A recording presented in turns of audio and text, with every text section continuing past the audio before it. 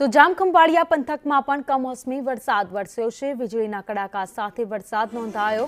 વાડથર, કેશોદ, વિંજલપરમાં કમોસમી વરસાદ વરસ્યો। તલ, બાજરી, મગ સહિતના પાકને નુકસાનની ભીતિ સેવાઈ રહી છે।